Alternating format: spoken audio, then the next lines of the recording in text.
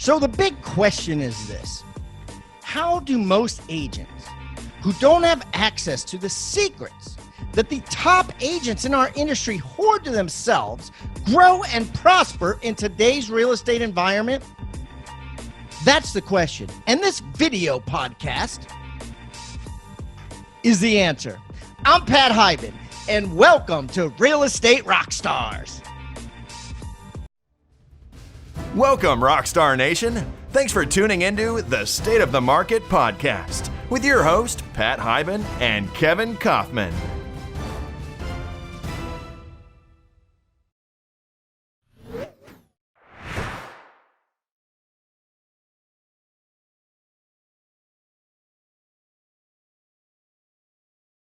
Okay, Rockstar Nation, we are back. That is right. I honestly probably got over 20 emails, Facebook messages, comments. If you look at the comments on iTunes, which, by the way, if you haven't left one, please leave one. But I probably got 6 comments on iTunes. What the hell happened to State of the Market? Are you coming back? Are you coming back? And I mentioned it early in the summer, but I know that everybody can't hear just one episode. So, we went on vacation. There was so many vacations, and everybody was on vacation this summer. And we just took a break. Lucky for us, there wasn't that much, news to share anyways. So I was lucky in that nothing drastic happened this summer. But anyways, it's good to be back. I got my good friend, co-host, Mr. Kerry Grinkmeyer, who I was just telling him before we started recording that when he comes on as the co-host of this show and on my regular show, his downloads organically get shared way above average compared to regular agents that come on, even some famous agents. So I don't know, you guys like what he has to say, and I guess you just like his candor and his thought process on things. So it's working. So anyways, I asked him to come back on today to start us back up with State of the Market 2019. Kerry, welcome back to State of the Market. Thanks for co-hosting. Thanks for inviting me, Pat. I enjoy it. Well, we do got some headlines here that are very interesting, and the first one I want to go over is they came from the Wall Street Journal, which isn't really where we get a lot of these real estate subjects to talk about on the show. So it's good to get the Wall Street Journal on here. So Wall Street Journal, let me pull this sucker up. Okay, the Wall Street Journal has an article that just came out. Baby boomers are leaving behind a trail of luxury ranches. And then the subtitle is, for the next generation of property owners, right? People coming up, think about people that are younger than you, right? For the next generation of property owners, maybe not younger than you, the listener, maybe younger than Kerry and I. For the next generation of property owners, sprawling Colorado ranches require too much upkeep and too much expense. Talk to me about this, buddy. I really cued into this because although I'm not in Colorado and I don't sell ranches, I deal with baby boomers trying to sell their luxury homes. So I read it extensively, and what it's basically saying is that very wealthy people, corporate executives, movie stars, they went in the article, they go through the list of who's trying to sell their ranches. And they're not having any luck. Nobody's interested in them. They said, basically the Generation Xers, the following generation, and in many cases, the children of these people don't want them. They aren't profitable. They don't make money. It was a hobby that people wanted to. Ted Turner owns more buffalo than anybody else in the world up in Wyoming. And what Colorado is basically fearing is these people are going to subdivide their ranches and turn them into suburbs. And Colorado doesn't want it, so they're seeking government relief to maybe turn these into national wildlife preserves or something of that nature to help these baby boomers get out from underneath These So to help rich people get out from underneath the mistake that they made buying, something that they probably didn't need. I don't. Here's the thing. I don't. No, I guess nobody needs a ranch. I guess you either get this or you don't. I grew up in a suburb of Baltimore, so there was I didn't know anyone that owned a frickin' ranch. Now, as I've evolved over time, certainly these are real popular in Texas. I know a lot of people, some of the higher ups in the Keller Williams gig, own ranches. And I get it that it's a thing, right? It's a thing. It's like, instead of a beach house, you buy a ranch, and then you go and you ride your ATV on said ranch, or you have a horse or something on it. You ride the horse. I don't know what the hell you do with it, but on some level, it's something to do when you're rich, right? Yeah. At least in some states, they're Texas, literally, Colorado. Yeah. And everybody that buys these are big boys. They're not little boys. They don't need a government handout because, oh, damn, we made a bad business decision, even though it's not even a business. I just read recently that some celebrities were complaining about the hurricane because it destroyed their islands in the Bahamas. So it's not only ranches. And as I said, I was interested in it because I'm dealing with the same thing in luxury homes. They just aren't selling.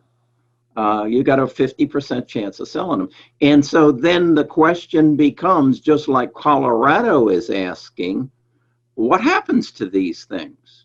What happens when this guy dies and his wife dies and the kids end up with it? They're going to say, just turn it to cash.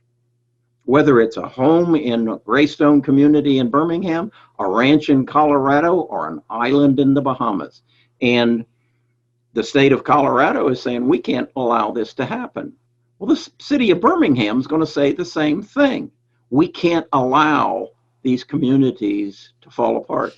Well, wait a minute. Who gives a shit if they build a community in the middle of a Colorado ranch, or the middle of a ranch, 2 hours outside of Dallas or Austin, Texas? I mean, who really cares if if capitalism and a free market, if people want to move out there and build, have their house in the middle of nowhere, what does the government care about that? Let them do it. You haven't been to Boulder, Colorado lately, have you? I've never been there. They stopped all building. They want to preserve the beauty of their community. So they don't allow builders to build anymore. This is just because there's too many people, too much traffic. Too many people. We don't want. Yeah, but on a ranch, I mean, that's going to help. That's going to help congestion. Right? Natural land. What about PETA? What about all the people who want to preserve the animals? We already had to save the coyotes. If you start building, I live in Birmingham, Alabama. It's luck the way I look at it, deer problem. Yeah, I mean, the way I look at it's luck of the draw. Even if they build these subdivisions on these Colorado ranches that people can't sell, first of all, you have to get I'm sure you have to get the zoning changed, right? Of course. And if you can't, then you just need to suck it up and sell it for 50% of what you paid. The government doesn't need to step in and help you out because you can't sell your ranch. Well, it's an issue. And Wall Street Journal thinks it's a big issue. And I think it's a big issue in the gated communities that I'm trying to sell houses in. Nobody wants them. Tell me about what's going to happen to them. So I got a 7-bedroom house with 13,000 square feet and a pool in a gated community. What's going to happen to it? Nobody will buy it. Well, I know what the fear is. It's going to turn into an apartment building. Well, no, we got to rezone that shit. You know what I mean? It's not like just you could blink your eyes and do that. I mean, you know what I mean? Like, I'm just telling you. I mean, we are going through a change in the millennials don't want them, can't afford them. Generation X don't want them, can't afford them. And I don't like that Trump is stopping immigration. Those are going to be the people. Those are going to be the people who are going to buy my houses. So my lawn and garden man makes so much money he might buy one of my houses, and he's Hispanic. So wait a minute. So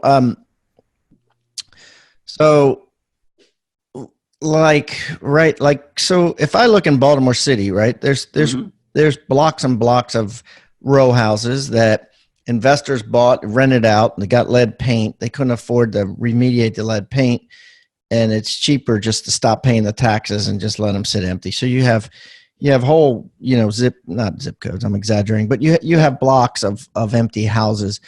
And so what's the difference? Why can't you just have a block of $2 million houses or block of 7-bedroom houses just sits empty? Is it just a bad visual? I mean, it is what it is. It's a bad visual. People don't like to see 4 blocks of empty houses in Baltimore City, but at the same time, what's the difference of a block in Birmingham, Alabama of 12 what used to be $2 million houses that are empty and overgrown and mold inside? The difference is those are poor people. We're talking about rich people. We're talking about they'd have community, they'd have to give them back to the bank with two golf courses and 1,200 homes, and that $1 million home gets passed on to the children. The children turn it into cash, and they sell it for $500,000. That's called a real estate bubble, because everybody else's house just went underwater. That's what's called a real estate bubble. Remember 2008? So you think this whole thing with these ranches not being able to sell, being illiquid, right? Basically, you get this ranch, 2 hours outside of Austin, and it's freaking illiquid at a certain point because there's no other buyers, and you think that is the beginning of a real estate market bubble. Shifting, and then all of a sudden, all these high end stuff is not going to be able to sell as well. You think it's going to get hit harder than it did last time? This high end crap? It's going to affect a different group of people. Tell me about this. It's going to affect the wealthy. It's going to affect that you're going to have. We are approaching 2023 is going to be the largest transfer of wealth in the history of mankind. 2023 is going to be the largest transfer. The start of the largest transfer of wealth, ever. Where are you coming out with this prediction? That's when the first baby boomer turns 77. And what do you mean? What do you mean by this? Dig deep. Okay, there are 79 million baby boomers in the country. We are aging. We are now in the baby boomer sell-off. Started in 2011 when the first baby boomer turned 65. That's why there's so many of these houses on the market. That's okay, and the baby boomer can age in place. But what happens when he and she die, and their kids inherit the home, and their kids live 500 miles away? What happens? The kid doesn't want the property taxes. He doesn't want the maintenance. He says, just turn the damn thing into cash. And so $1 million house sells for $500,000. Well, I live next door and I got $1 million mortgage. I'm underwater. Yeah, well, that happened last time too. And what did we call that? The real estate bubble. Yeah. And it happened. You just think it's going to get hit harder this time in the high end, basically. I do. Last time. Yeah, I do. Well, it's interesting. I do see that. I do. I know a lot of young people, and my kids are in their low 20s, and it's not even low 20s. I'm talking low 30s and down, probably, or mid 30s and down, and maybe even 40 and down. And they don't look up to these big houses and say, I want all of that. They value freedom more than they do materialism. They want a big life. Rather than a big house. But it seems that way. No, they want a big life rather than a big house. All right, I think what the Wall Street Journal article did was point to the top of it, and it's coming down.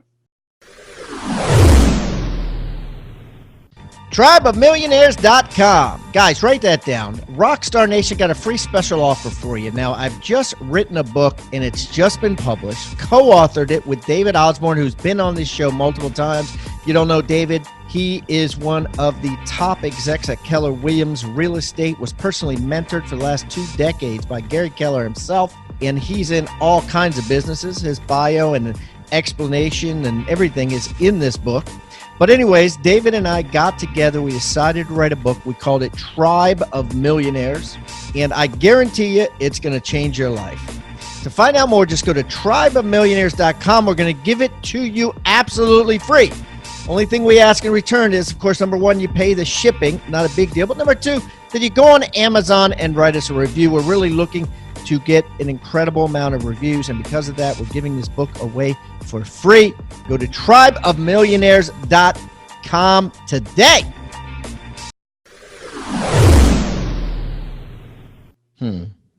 Well, let's move on to some different news here. So another thing. This was in Housing Wire, was in Inman. Everybody pretty much covered it. And this conversation is going to lead to other conversations too.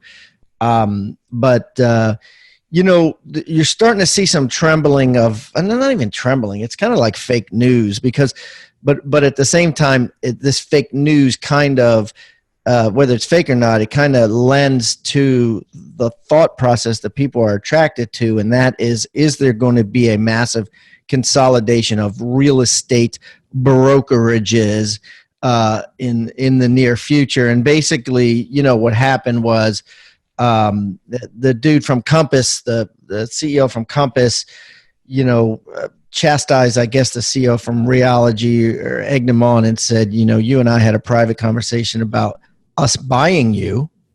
And again, if you're listening, so Realogy owns Better Homes and Gardens, Century 21s, all the franchise. They're the franchisor for them. Caldwell Bankers, Sotheby's, all those guys. So right there, an umbrella of all those guys. And Encompass is an up and coming, right, technology based, edgy type company. But they're only in the major cities. Like they're not. They're certainly not as broad and as well known, I think, in a lot of minds as some of these other companies. But maybe they are to younger people. I don't know. But anyways, so now there's now the Realogy guys coming back and saying, I never said that shit. It's massively false. Let's talk about this. What do is this a nothing burger, or is there something? Is there a concern behind the concern here? I've read 2 articles on it, and the first one was with the Compass CEO, basically making the statement. The second one, again in Inman, was the Realogy CEO saying, you're misinterpreting what I'm saying, and that is not my intention whatsoever. I then also try to align it with the fact that Realogy formed a coalition with Amazon.com, and they're calling it Turnkey.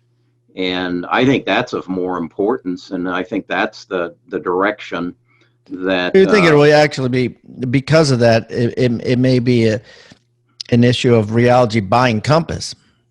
It may be. I don't know. Or basically Realogy, getting the better end of the. I think there's. I mentioned to you a lady by the name of Marilyn Wilson at the. I believe it was the Real Estate Association convention or something. National Association of Realtors, NAR. Okay. Made a statement that in the next 10 years, the largest and maybe the only real estate broker will be Amazon.com. I mean, that's pretty bold. The only. I mean, that's consolidation at its finest, right? I thought it was interesting because it happened on July 23rd, 2019. 24 years earlier, a guy by the name of Jeff Bezos announced that he was going to start selling books out of his garage. And everybody said guffaw. And be one of the only online booksellers, probably the only bookseller. I mean, right. He controls it. I mean, Barnes and Nobles, my book sells like one a year out of Barnes and Nobles. Right. You know, I get a check I probably made $40 last year from Barnes and Nobles and, you know, thousands and thousands from Amazon. So it's like, yeah. So the question then becomes, why is Amazon wanting to get into the business, and why did Reology join up with them? And the fact is, Amazon has the overwhelming power of the internet, and Reology has the boots on the ground. And so they're gonna load them up, right? They're giving them $5,000, right? Up to $5,000 of smart devices in your home. Now, so if you buy from Amazon Real Estate, which is Turnkey, Turnkey, that's the name of their website, and that's where you end up with a Reology agent. And if you buy above a $750,000 home, Amazon will give you credit of $5,000 on smart devices in your home. Well, now why would Amazon to be installed? To be right, installed. that's the peak. But if you buy $100,000 home, you still get $5,000. You still get $5,000. Oh, no. That it goes all the way down to $250. Okay. But anywhere from $250 to $5,000, depending on how high of a house you buy. Exactly. They're gonna hook you up with devices. So what would be an example of some devices? You know, now with Bluetooth technology and all that, people are not really spending the money on all these, outfitting their rooms as much anymore with speakers and stuff like that. So right. So the first thing you get is an Alexa device, which is a voice recognition device that you can order anything, and you can access your computer and the internet with it. Where Amazon is going, in my opinion, is, I shared with you earlier an article valuing Amazon's big move into automo data monetization. They predict right now, this year, Amazon's total revenues will be $233 billion from the data they get off of your automobile. They predict by 2030 they will have an additional $450 to $750 billion. Now, there's 140 data collecting sensors in your car. When Amazon gets done making your home a smart home, there will be 400 sensors on your home. And the data that they will draw from your home will dwarf the retail business that they do. I mean, a lot of people, when now you use the word data, it's kind of white noise. I mean, it's so wide ranging. So like when you talk about all these points of data, like what an extreme level, what are they going to do with said data, right? Like what is Amazon really going to do with said data other than give you a couple pop-up ads or affect the cookies on your computer? They're going to fill your pantry. Do you remember Amazon also owns Whole Foods? So your pantry will, every piece of food that you buy will have a chip on it. So this Marilyn Wilson thinks that, and she said this at the keynote speak. I mean, she's no chump, because they wouldn't have had her as a keynote speaker for NAR, right? If she didn't have some degree of respect and knowledge on real estate sales and where agents are going and brokerages are going. So she says, very possible 10 years from now, there's going to be so much auxiliary money in data that Amazon just wants to be the real estate broker. No, they want to get inside your house. Yeah, they want to get inside your house, and they're going to do that through selling it to you, right? They want to know when you need toilet paper. And then they want to know when your furnace needs to be replaced. And they're going to collect all the data from the sensors in your house. It's like I told you. From your home inspection, from your your virtual. They'll fly a drone over your house and tell you that you could cut your heating bill by 20% if you put know everything about it. Yeah, if you buy solar panels, you can save this and everything. Yeah, they will just like we will have autonomous automobiles that you don't have to drive, you're going to have an autonomous house that you don't have to manage. So the real estate piece to them is like, it's an entry. yeah, It's a way to get it through the door. Yeah, it's a loss leader. Loss leader. The money is not in selling a house. They're not looking to. They don't really give a shit about the making money from commissions at this juncture. I mean, no. I did a whole video, and in fact, I did a video on this on my YouTube channel, Best of U.S. Homes. Then I did a video of 10 questions that I want to ask Jeff Bezos about where he's going with this. I then got Jeff Bezos' email address, and I emailed him a private video. Jeff, answer these questions for me. I got an email back from his secretary. I swear to God, I got an email back from his secretary and congratulations. Said, but it was really his secretary, said, secretary, but keep going. But at the end of the video, I said, I'd like to have a conversation with you, Jeff. And the secretary emailed back and said, Jeff is awful busy. He won't be able to have a conversation with you. I emailed her back and said, but did he watch my video? I know he didn't, because it's a private video. What's your point? My point is that Jeff Bezos is going to own this industry just like he owns the book industry. Yeah. Or He's going for it. He's going for it. Yeah, he's going for it. He's going for it. Well, that's very interesting. I guess time will tell. And the bottom line that this conversation led to the other conversation is because, this whole reality compass pissing match of who's going to buy who, I think stems from a fear of consolidation. And the consolidation, I do believe you're going to see that happening. There's more brokerages now than ever before. It's a war out there as far as recruiting and as far as, agents moving from one brokerage to the next. And the fight for value proposition is real.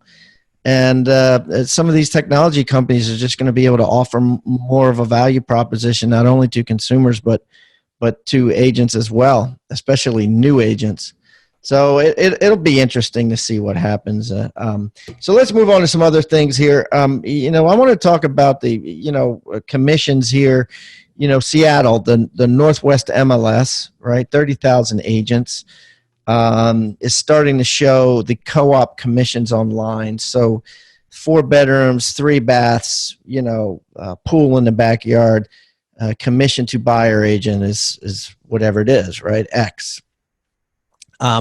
So I think that, what's scary about this, or not scary, or what's interesting about it, scary too, sure, is that, with the way that buyer leads are so hard to grasp and to get, and turn into someone you could actually physically meet and shake their hand these days, I think that agents, as a last-ditch effort, are going to be able to say on the telephone now, I guess I could always say this, but it was always ambiguous what the commission was. But now they're going to be able to say, hey, don't hang up. Everything over 1.5% you can keep. And the consumer says, well, wait a minute, what does that mean? I don't know. Go online and look. Figure it out. Do the math. And then it's going to get buyers thinking about, commission. They're going to be more aware of the commission, and hence you're going to see a decoupling of commission, where you're going to see buyers paying buyer agents, sellers paying seller agents, and then you're going to see a drop in said co-op commissions just by making them public. Very well could diminish the amount. Talk to me about this. What do you think? Well, I think it's just like anything else. When the consumer becomes knowledgeable, the consumer gains power. We do it in every other part of our life. Buying a car, one of the first questions we ask is, how much is that salesman going to make? and then we go after his commission. Yeah, and that's something, huh? Yeah. Yeah. So every other Why is part that, of right? Yeah, you don't want the salesman to make more than like what you think is fair. $200, $200 on a car. That's all I want him to make. Well, that's interesting. So we're so aggressive with cars. Yeah. And yet nobody is aggressive with not nobody, but a lot of buyers certainly aren't, because I see it in the high end. I see the seller, saying, I have been asked on numerous occasions where a buyer and a seller get together and say, our agents need to cut their commission so that we can get the price of the house down lower. Personally, I say, I'm sorry, I'm not a prostitute. There is no negotiation.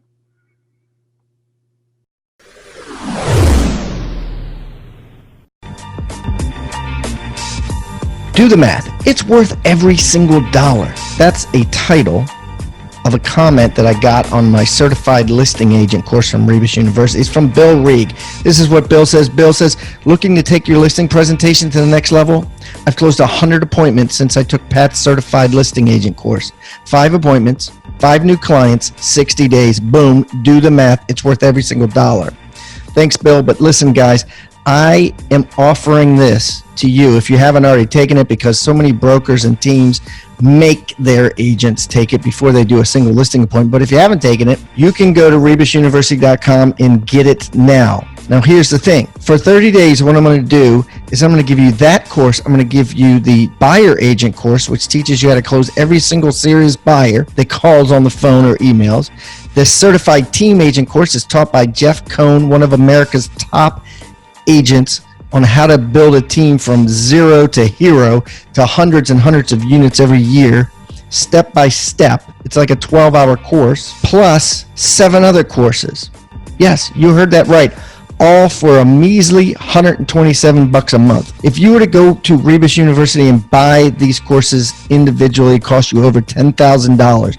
But today, if you go to futureofrealestatetraining.com, that's futureofrealestatetraining.com, you'll learn what Bill Reeg did, which is how to close 100% of the listing appointments you go on. Quite impressive. And you'll learn all the other incredible details provided in the 11 5-star courses that are offered. Yeah, it's like all you can eat bazaar. You go in now and you pay $127 a month. If you can eat all 11 courses in 1 month, that's all you pay is $197. This is a bargain, guys. Get it now. Futureofrealestatetraining.com.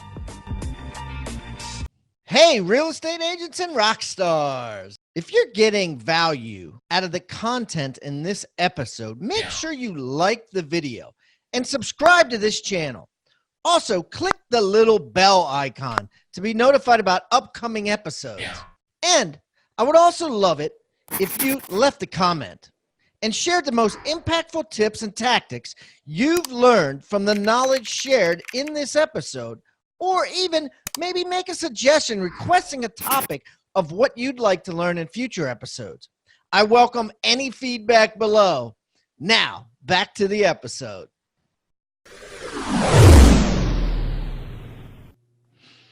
You know, it's interesting. This is a true story. I had a friend of mine. I'm not going to use names but he sold a commercial building, let's just say, to people that were known mafia members. And he did both sides. He was looking at like $170,000 commission. And the dude, one of the dudes that was involved, right, was known mafia Italian guy, called him and said, you know, I see here you're going to make $170,000 on this transaction. And he said, let me ask you a question. Is $50,000 enough for you and your family this year from this transaction? I've been asked the same question. And he put it in such a way, and knowing who this guy was, that he agreed to take 50 grand. But I thought that was interesting, that the way that the mob guy, you know, phrased it, because, you know, he kind of said, you know, is this enough for you and your family? I don't know why, but I just found it There are interesting. some And my point is, consequences I with think you're your going to see answer. more of that, right? You're going to see There's a buyers go, wait a minute, you're making, you're making 18 grand on this, and you showed us one house, or we met you at an open house. Is 5 grand enough for you and your family for doing this? My experience happened to be with a $2 million home and a 5%. So there was $100,000 on the table. And the buyer and seller actually got together and said, I think 35,000 would be enough for each one of them. Mm. And then they both came, they came again, the buyer and seller got together and came to both agents, me and another lady, and said, $35,000, or we'll just take the house off the market and we'll do it ourselves. We'll hire a lawyer for $500 and do it. Yeah. And what'd you do? Took the $35,000. It was your listing? Yeah. So they had actually No. I was representing the buyer. You were representing the buyer, and you brought it to a listing, and you didn't have like an agreement that said, the house was kind of off the market. No, the house was on the market. My buyer is an attorney. He got on the internet. He found the seller's phone number out of state, called him up and said, look, I want the house for so much less, and here's how we'll get it. We'll take it from the agents. Mm. Yeah. I guess if you and the other agent wanted to, raise a stink in court, you could have sued them. But then at the same time, this was all before the deal, so you didn't want to jeopardize the deal. You just like, hey, but 35 is 35. I mean, that's and you can't sue somebody out of state for $15,000. I mean, it would cost you legal fees. Plus, you can't sue them before it's done. You'd have to wait till after settlement, and then you'd have to sue them, right? So what your story? By that time, you're like, hey, I got 35,000. I ain't bound. Shit, that's more money than most agents going to make on a deal. So your story in Seattle, it's been going on. It's just coming down to a little lower. It's just more public, though. Like people are freaking out because it's public. It's like, well, I don't want them to know. It goes back to the listing appointment, and everybody does listing. How agents do listing appointments. Mm-hmm. They say, okay, well, my commission is this, and you probably should duplicate it and co-op it, or you should make the co-op Y.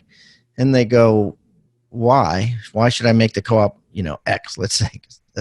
And they'll go, well, because all the other listings are at X. And they might show them like 2 or 3 houses on the street and circle the co-op commissions.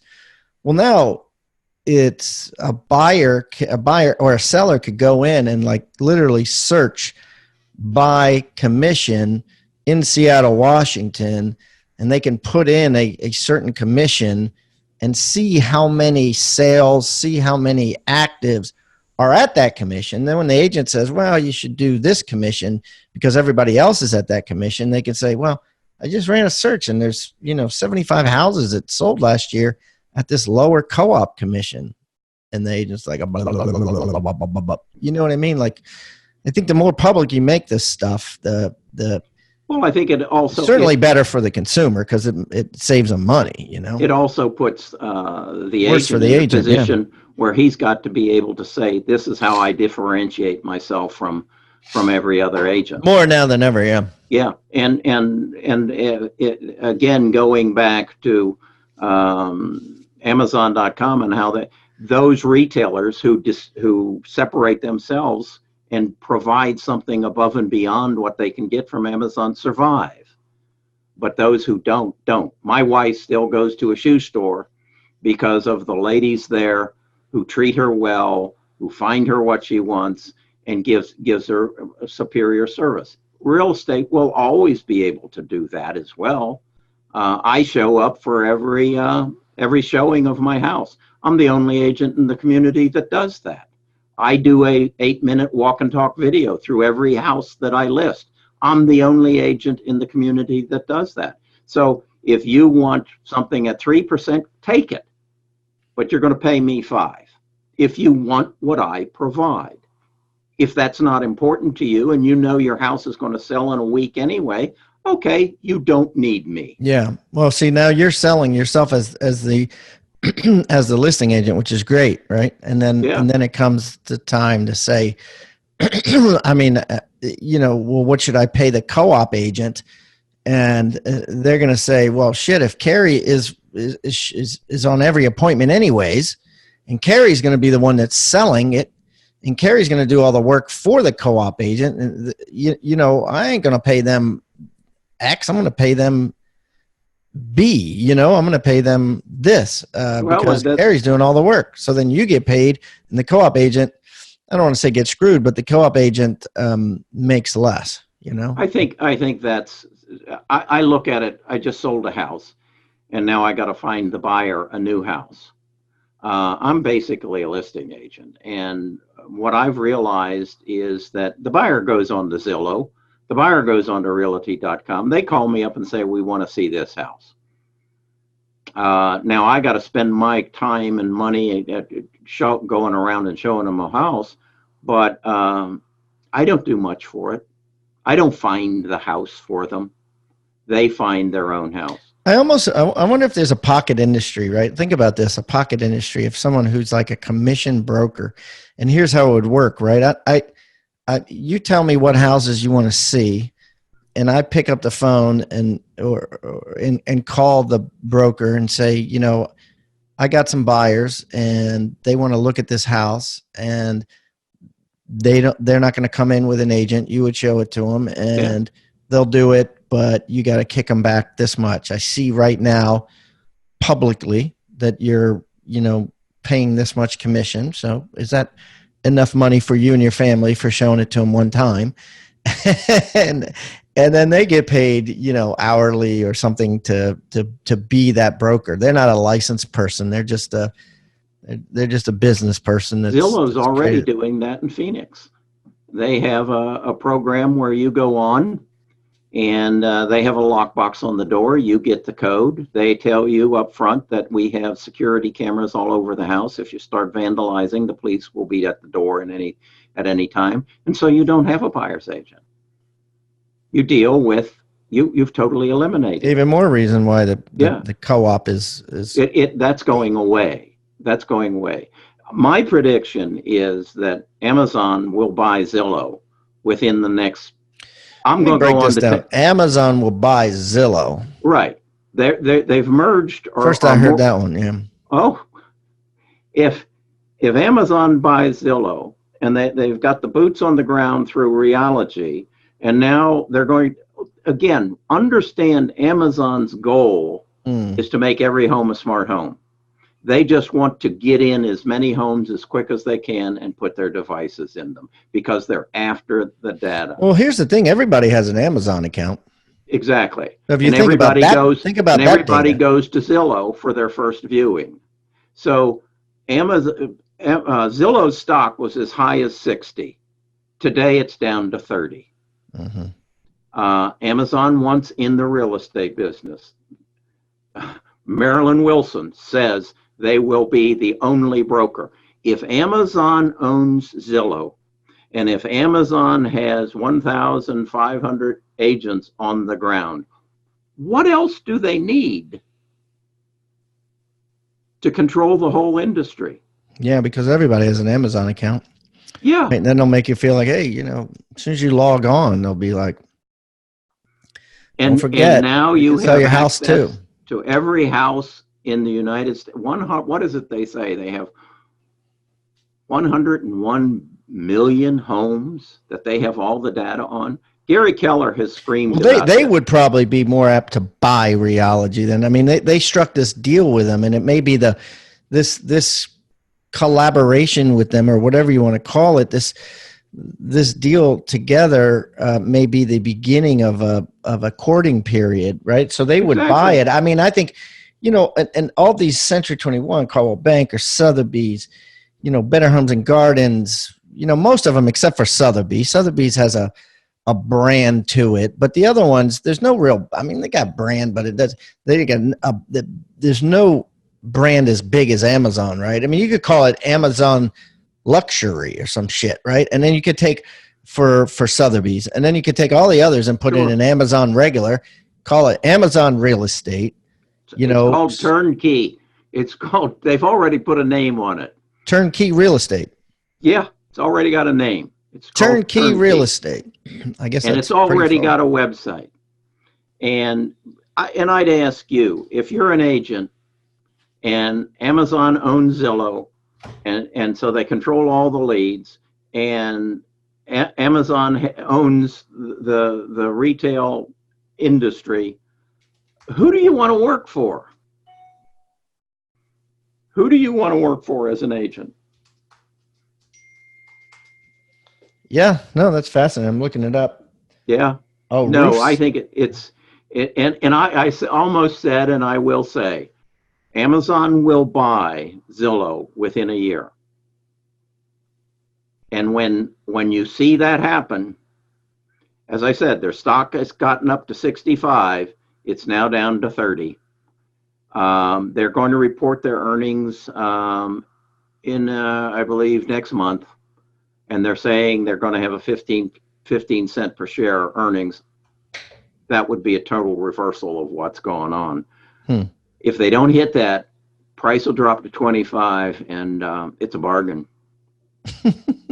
Well, it's interesting. I guess we just don't know. Well, it's a great thought provoking news day, Kerry. I appreciate you coming back on today, buddy. Guys, listen, Kerry's got a website if you want to check out more. Kerry, tell me, what's your website? Well, I've got several of them. The one I want you to look at is bestofusagents.com. That's a mouthful, guys, but I'm going to put it on the show in the show notes. bestofusagents.com. Okay, cool. And then I've got Best of US Homes is my YouTube channel, and I've done videos in depth. That's where you'll find my 10 questions for Jeff Bezos. That's awesome. Well, thanks again, Kerry. I appreciate you coming on. I always appreciate your candor and insight. All right. Let's do this again. Yes, indeed. All right. Bye-bye.